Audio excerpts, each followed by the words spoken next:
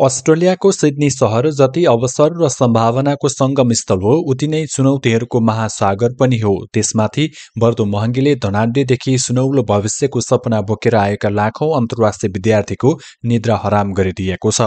यस्तो अवस्थामा uHome.com ले कोठा भाडा, सार्वजनिक यातायातको पहुँच लगायतको आधारमा सिडनीको 10 सस्तो सबबको नाम सार्वजनिक गरेको छ। यो सबबको पहिलो नम्बरमा क्याब्रामाटा रहेको छ, जहाँ औसत प्रति हप्ता कोठा भाडा युनिट तर्फ $350 र घरको $550 रहेको छ। दोस्रो नम्बरमा क्यान्ली भेल रहेको छ, जहाँ कोठा भाडा युनिट तर्फ $380 र घरको $610 रहेको छ। तेस्रो नम्बरमा रहेको ब्राडबरीमा युनिट तर्फ $400 र घरको $500 कायम रहेको छ। चौथो नम्बरमा रहेको छ फेयरफिल, जहाँ युनिट तर्फ $400 र घरको $620 रहेको छ।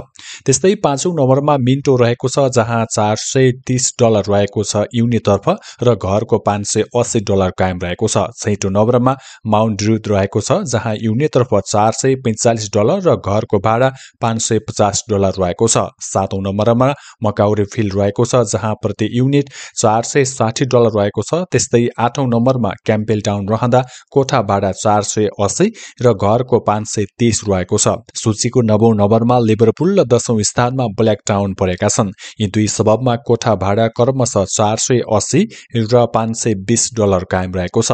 10 वटै सबबमा युनिट भन्दा घर भाडामा लिएर बस्दा अझ फाइदा हुने देखिएको छ।